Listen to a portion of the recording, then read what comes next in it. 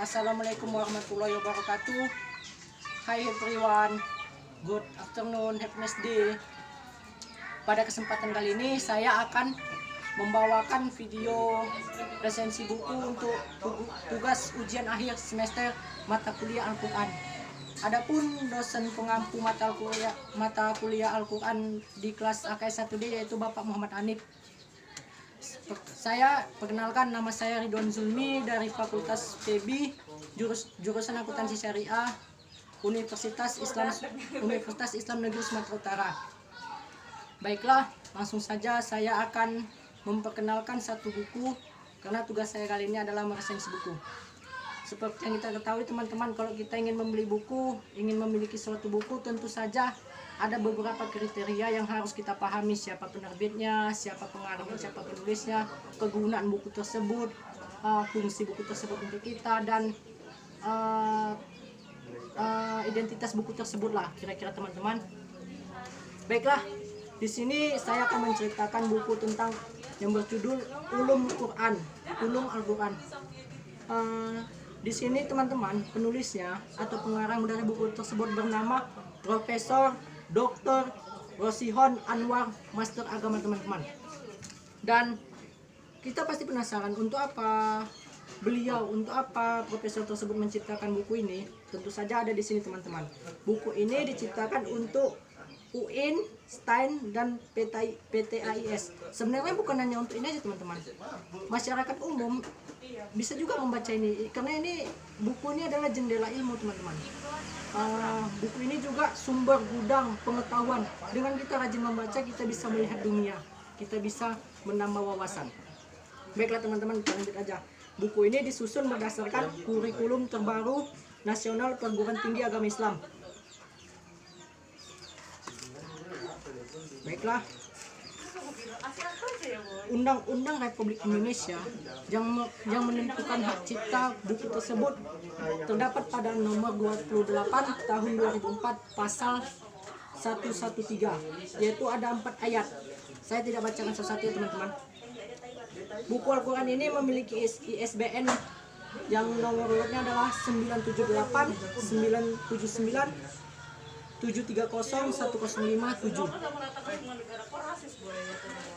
Buku ini diterbitkan oleh CP Pustaka Setia, Jalan BKR Lingga Selatan nomor 162 164. Adapun nomor telepon dari perusahaan ini yaitu 022 52 10 588, Fox 022 524 105.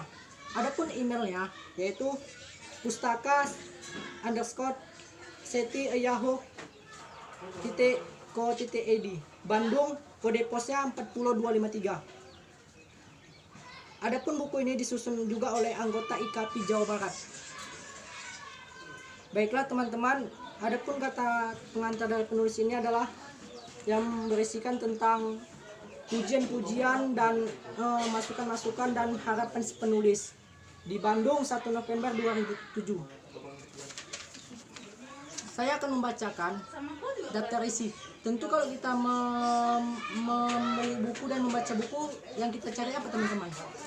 Nah, yang kita cari pasti daftar isi kan? Karena dengan melihat daftar isi, kita akan mudah menemukan topik yang akan kita bahas, topik yang akan kita rincikan.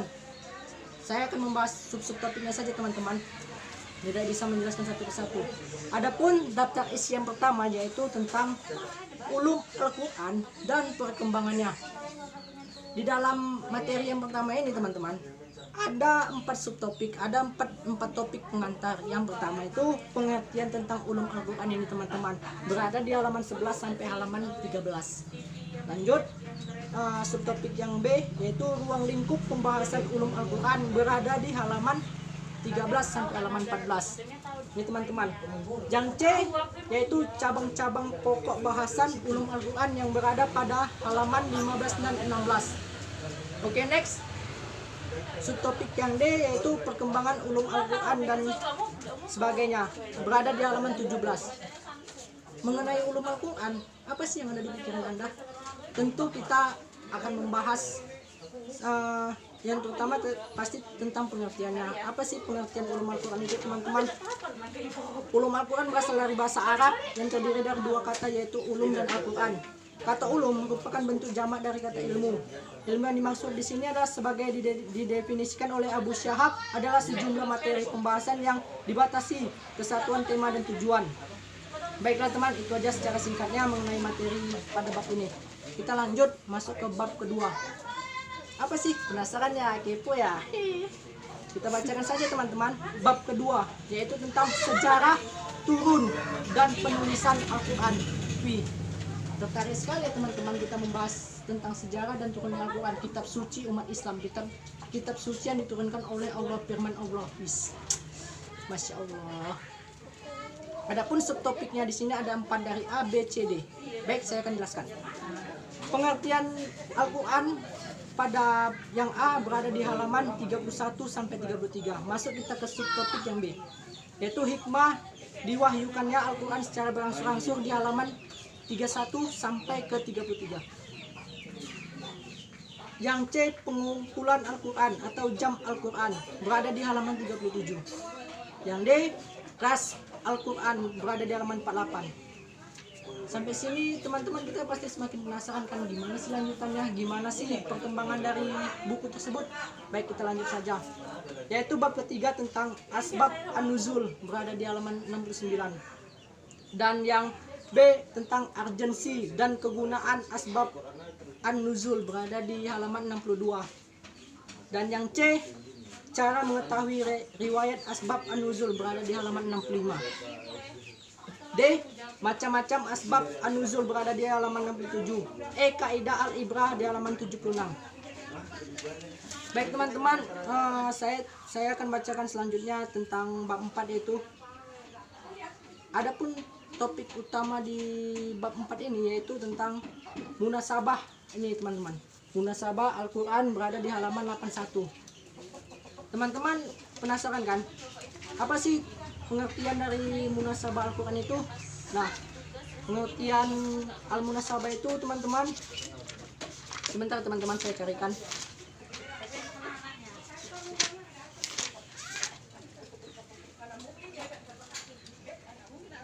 Lahirnya pengetahuan tentang teori korelasi yaitu atau munasabah.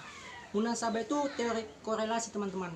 Ini tampaknya berawal dari kenyataan bahwa sistematika Al-Quran sebagaimana terdapat dalam Mushaf Utsmani sekarang tidak berdasarkan atas faktor kronologis turunnya.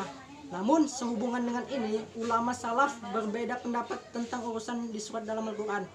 Segolongan dari mereka berpendapat bahwa hal itu didasarkan pada tauqif dari Nabi Muhammad SAW. Tentang lanjutan ini teman-teman bisa baca ya. Beli aja bukunya ini teman-teman. Baik, kita langsung aja masuk ke bab 5. Bab 5 itu tentang surah Makkiyah dan surah Madaniyah. Berbicara tentang surah Makkiyah dan surah Madaniyah, apa sih yang terbenak di dalam pikiran sobat-sobat? Pasti sebelum lanjut ke pendalaman surat ini, pasti teman-teman mencari dulu apa sih pengertiannya, apa sih manfaatnya.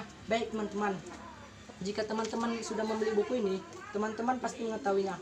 Ada 5 subtopik penunjang, 5 subtopik pendukung dari materi besarnya itu. Yang pertama yang A, pengertian Makkiyah dan Madaniyah berada di halaman 102. Yang B, cara-cara mengetahui Makkiyah dan Madaniyah di 104. Nah, ciri-ciri surat ini teman-teman, ciri-cirinya pasti suatu surat itu memiliki ciri-ciri, karakteristik, bentuk. Maka teman-teman bisa mengetahuinya di halaman 106 teman-teman. Baiklah sobat lovers, kita lanjutkan aja. Berada di topik yang D tentang klasifikasi ayat-ayat dan surah Al-Quran 108 nih teman-teman. Klasifikasi ayat-ayat dan surah Al-Quran berada di halaman 108. Yang E, urgensi pengetahuan tentang Makkiyah dan Madaniyah. Tahu teman-teman pengertian urgensi itu? Urgensi itu adalah pentingnya kita mengetahui surat tersebut. Teman-teman dapat melihatnya di halaman 115. Masuk lanjut bab 6. Bab 6 topik besarnya adalah mukam dan mutasabi. Berada di halaman 119 teman-teman. Adapun sub-topik penunjangnya adalah pengertian mukam dan mutasyabih. Berada di halaman 120 teman-teman. Yang B, sikap para ulama terhadap ayat-ayat mukam dan mutasyabih. Berada di halaman 122. Yang C adalah Wawati Aswar, berada di halaman 129. Topik yang D yaitu tentang hikmah keberadaan ayat-ayat mutasyabih, berada di halaman 134. Sampai sini teman-teman ada kira-kira penasaran tidak lanjutan yang buku ini? Baiklah teman-teman, saya akan lanjutkan. Pada bab ke-7 teman-teman, ada topik yang utama adalah Qiraat Al-Quran. Qiraat Al-Quran ini berada di halaman 139. Kalau kita mengetahui satu topik, tentu saja kita penasaran mencari pengertiannya kan, definisinya. Baik, saya akan menceritakan tentang Qiraat Al-Quran secara sekilas ya teman-teman.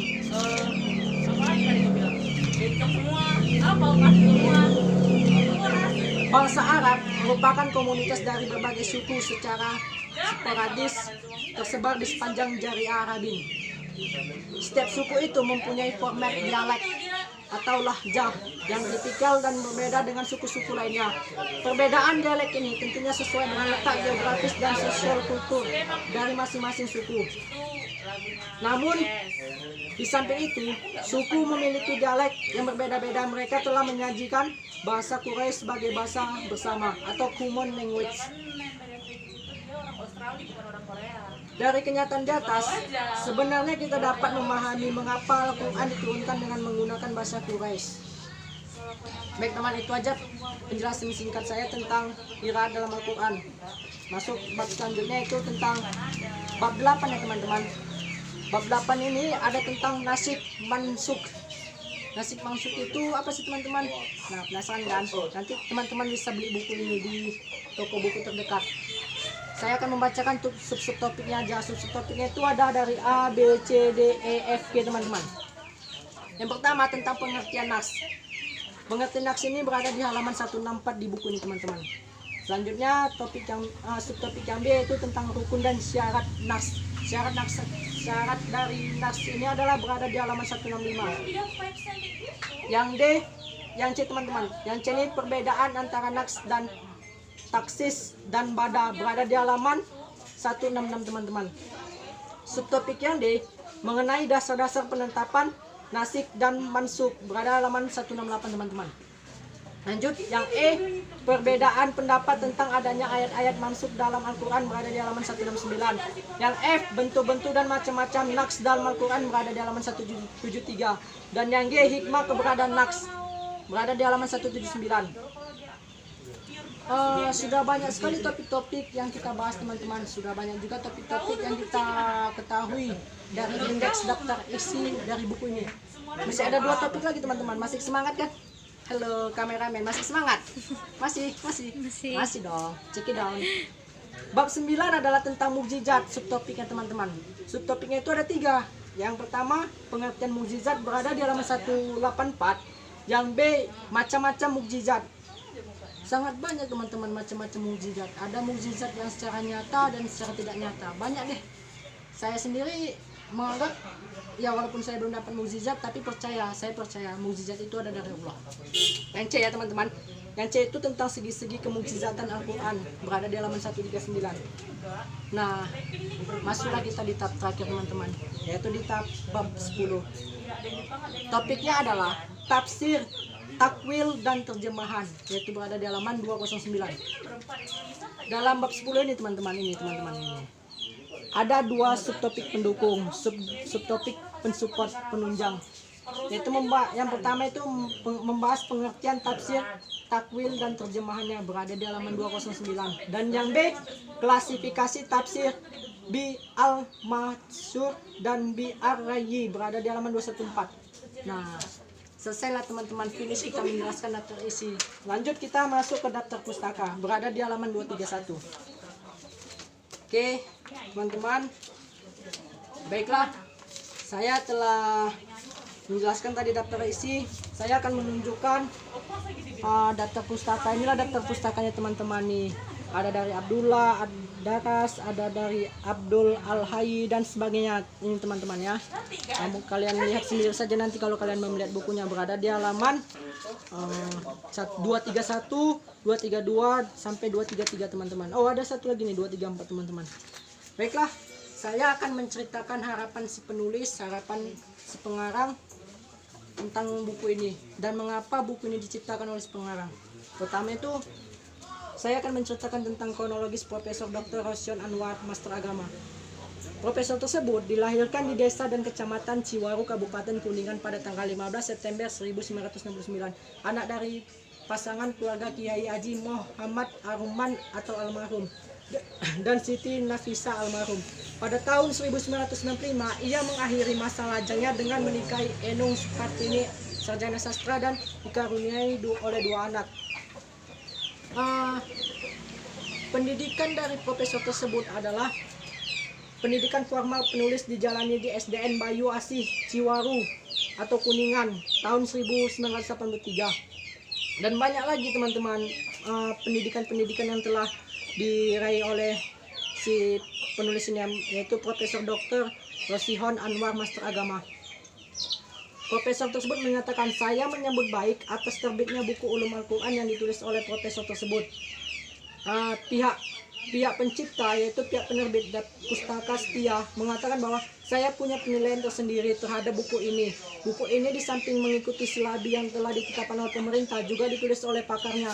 Penulis buku ini adalah pengampu pada mata kuliah Ulum Al-Quran, teman-teman. Masya Allah, sudah layak tentunya dia membuat buku ini. Sudah banyak terbitan-terbitannya, teman-teman.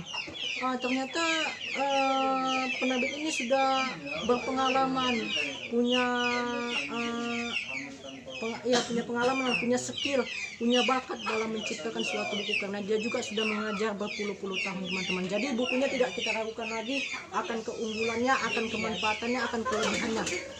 Baiklah, saya akhiri akhirul kalam, saya akhiri dengan mengucap wassalamualaikum warahmatullahi wabarakatuh. Jika ada kekurangan dari kata-kata saya ataupun kalimat saya yang kurang berkenan di hati Anda dan menyinggung perasaan Anda, saya mohon maaf. Sesungguhnya saya adalah manusia biasa yang tidak luput dari kesalahan.